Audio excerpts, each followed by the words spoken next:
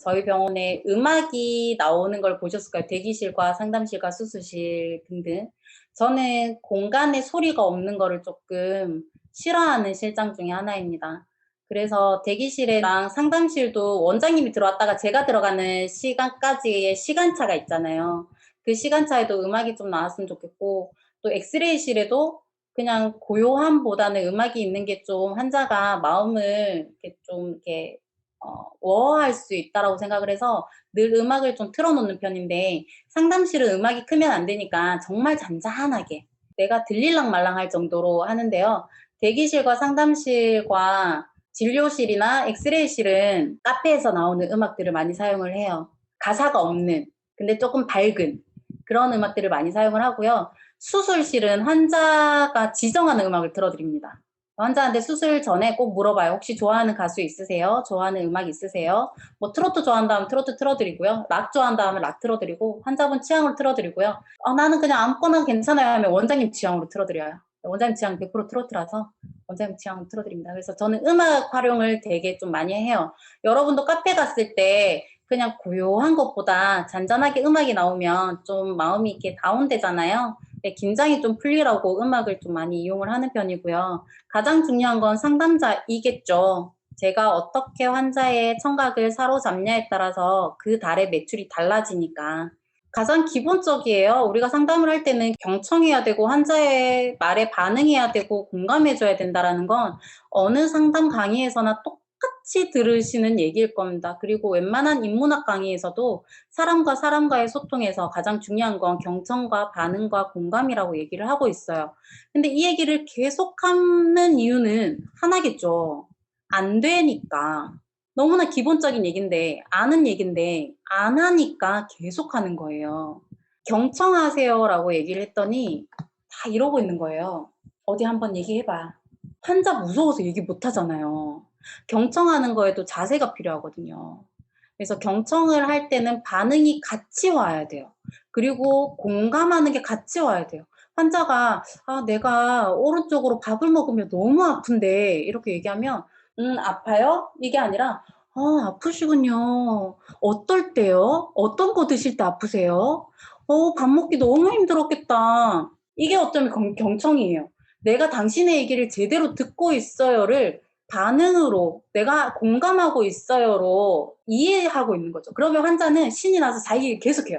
그럼 거기에 상담에 답이 있거든요. 내가 저 부분만 긁어주면 돈을 열겠다. 그게 있거든요. 그래서 그거를 찾는 게 경청 반응 공감입니다. 이것만 잘하시면 여러분도 동의율이 낮아질 이유가 없어요. 환자가 얘기 다 해요. 나 이거 간지러우니까 여기 긁어줘. 그거를 캐치할 수 있는 능력만 키우시면 돼요. 이거는 왜 그러냐면 상담의 주도권을 내가 잡아오려고 하는 거예요. 환자가 얘기 다 하게끔 해놓고 그러면 내가 그거 안 나쁘게 해줄게요. 우리 병원에서 할래요? 주도권 잡아오려고 하는 거예요. 마음을 움직이는 말센스가 필요합니다. 공감 전략이에요. 어떻게 공감을 할 건지. 일어난 적 왔어요. 치아가 부러졌대요. 여러분 어떻게 얘기하실 거예요? 치아가 부러졌어요. 상담실에 들어갔어요. 이 빼야겠네요. 빼고 임플란트 해야 되겠어요. 임플란트 2개 하고 임플란트 하나당 100만 원이니까 200만 원 들겠네요. 뼈이식 나올 수 있고요. 이렇게 상담을 하고 계시진 않나요? 원장님도 그렇게 혹시 얘기하고 계시지는 않으신가요? 이런 단어들을 쓰면 환자는 일단 귀를 닫아요. 그럼 그때부터 내가 하는 얘기들이 안 들리는 거예요. 다다다다다다다 다 튕기는 거지. 우리 TV에서 보는 것처럼요. 이런 말 하시면 안 돼요. 이 얘기가 우리가 해야 되는 얘기지만 이렇게 얘기하면 안 돼요. 내 마음은 숨겨야 돼요. 이걸 빼고 임플란트를 해야 돼. 임플란트 가격을 알려주고 동의를 받아야 돼. 근데 나는 이 사람한테 당신 임플란트 지금 해야 돼요. 이거 마음을 일단은 숨겨야 돼요. 숨기는 연습을 하셔야 됩니다. 이런 환자가 왔을 때 일단 마음을 움직이는 첫 마디를 하고 또 내가 하는 질문들의 동의를 일단 구해야 돼요. 내가 당신한테 질문할 건데 갑자기 막 얘기하다가 선생님 어때요? 라고 물으면 갑자기 나 준비도 안 됐는데 뭐라고 대답하지? 딱 막히잖아요. 환자도 마찬가지거든요. 저는 질문을 좀 많이 하는 편이라서 꼭 상담할 때 제가 몇 가지 여쭤볼 건데 괜찮으세요? 라고 질문을 드려요. 그럼 환자가 네 라고 얘기하면 어떤 질문을 해도 환자는 대답을 해주거든요. 근데 그런 동의가 없으면 난 너한테 질문에 대답하지 않을 거야. 이렇게 되거든요. 그리고 질문도 열린 질문을 해야 돼요. 아프셨어요? 네, 아니요로만 대답을 할 수 있죠. 이건 닫힌 질문이거든요. 증상이 어떠셨어요? 그럼 환자는 어, 약간 욱신거리는 것 같기도 하고 어떤 것 같기도 하고 어떨 때는 어떻고 이렇게 얘기를 다 한단 말이에요. 그게 열린 질문이에요.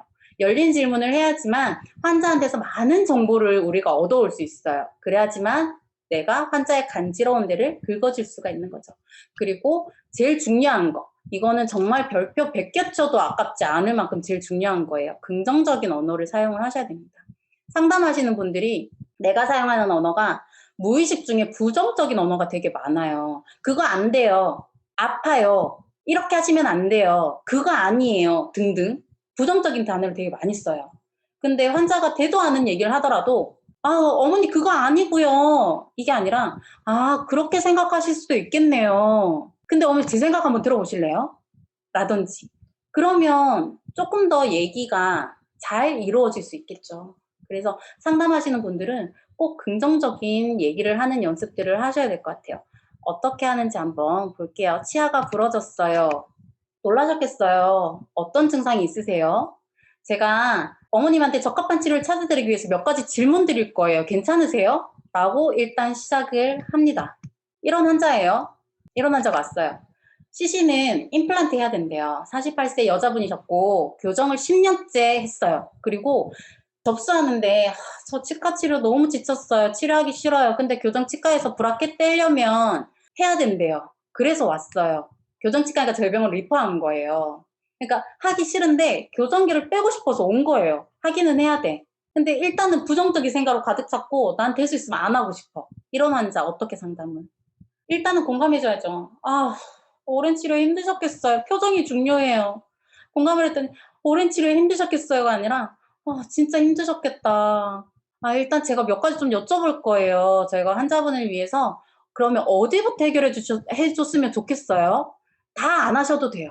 제일 먼저 해결하고 싶은 거 뭐예요? 를 먼저 물어봐 주는 거죠. 지쳤다잖아.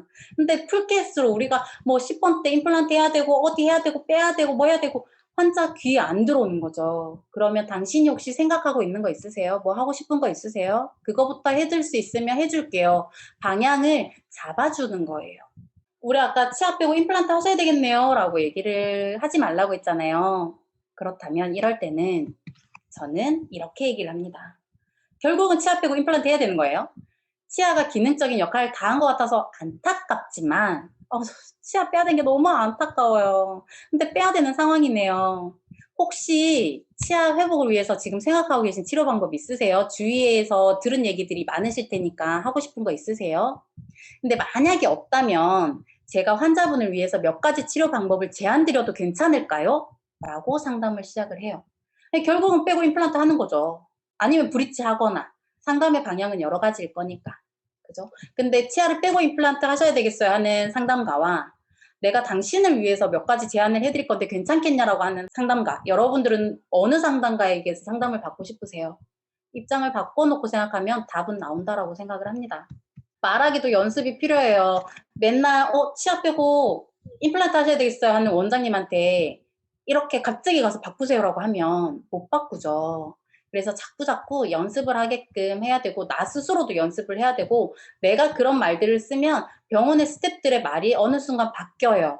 그래서 여러분들부터 조금 환자의 청각을 사로잡는 그런 언어들을 쓰는 연습들을 하셨으면 좋겠습니다. 가장 많이 실수하는 것들이죠.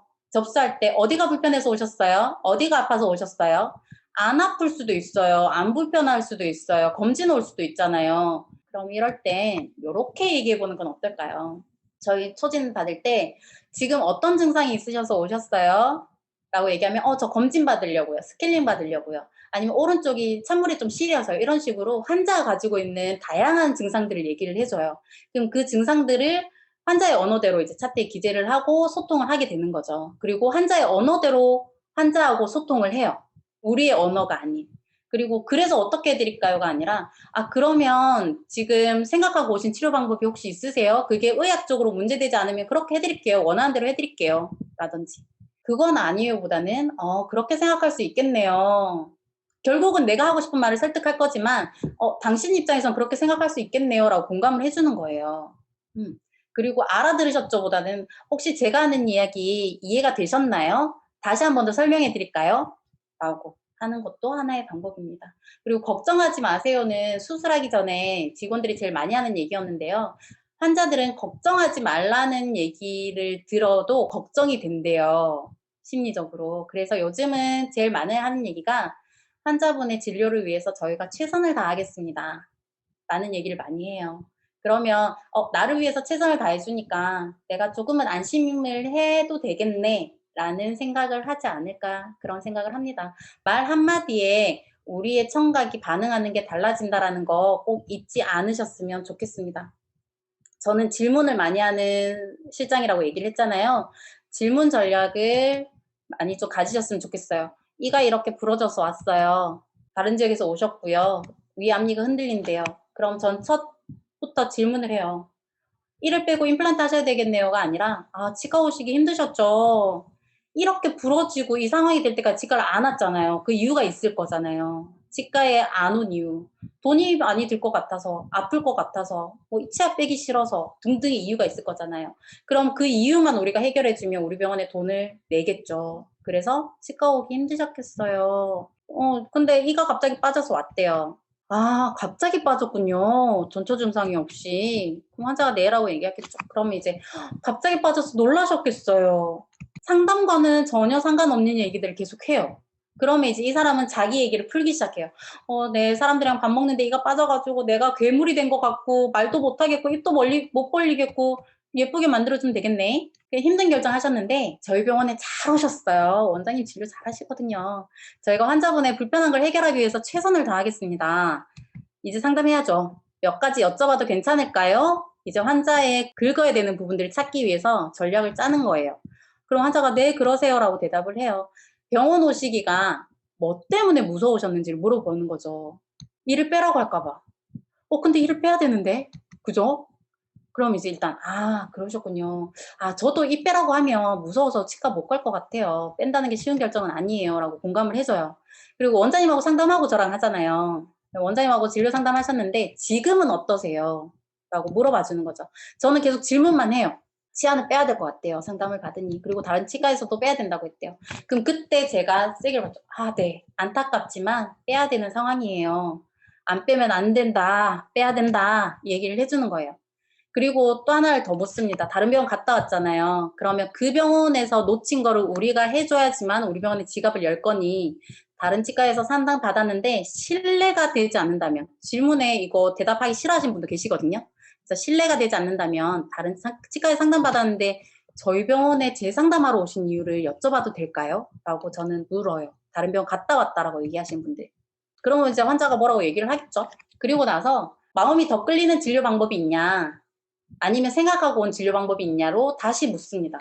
그렇게 해서 환자하고의 상담을 이어가요. 환자가 나 임플란트 해야 될 것 같아요. 브릿지 하고 싶어요. 그러면 그 방향대로 얘기를 해주는데 원장님이 좋아하는 진료를 하기 위해서는 만약에 임플란트를 우리 원장님 좋아해. 그리고 이 환자한테 임플란트를 하라고 했어.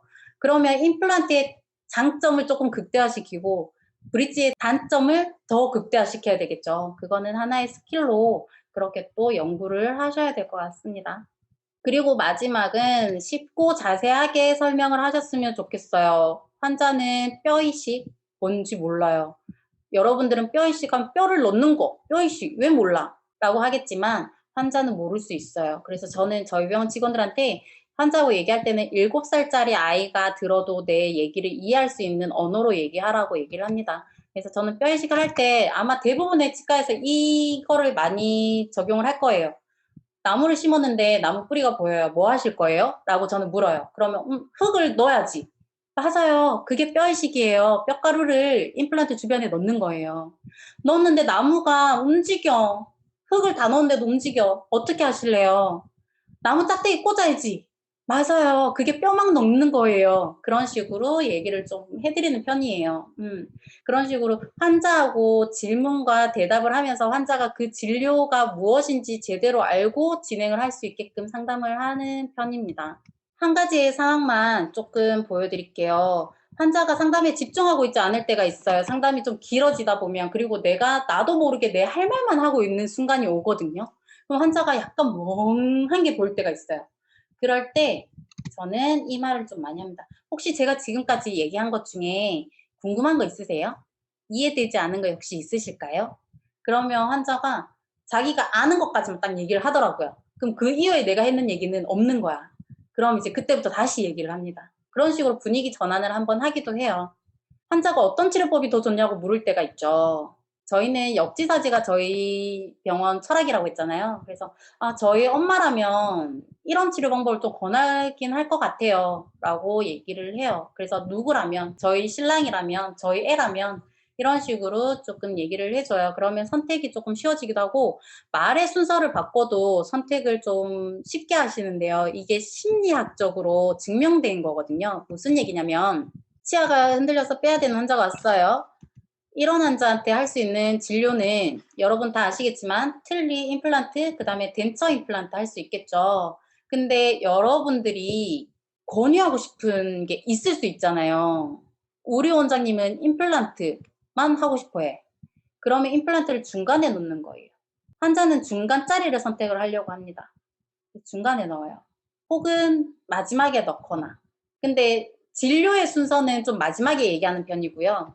비용의 순서는 중간에 얘기해요. 비용은 중간치를 많이 선호를 하시니까. 저희 병원은 100, 120, 150 세 종류가 있거든요. 저는 150만 원짜리를 늘 중간에 얘기해요. 저희 병원의 임플란트는 100만 원짜리도 있고요. 150짜리도 있고 120만 원짜리도 있습니다. 라고 얘기를 합니다. 그런 식으로 말의 순서를 바꾸면 환자가 처음에 얘기했는 거는 기억을 끝에 가면 잘 못하거든요. 그러니까 뒤에 들은 얘기일수록 좀 기억을 하는 편이라서 그래서 말의 순서를 조금 바꾸면 동의율이 내가 원하는 쪽으로 조금 흘러가요. 이건 심리학적으로 조금 증명된 상황이라고 얘기를 해요.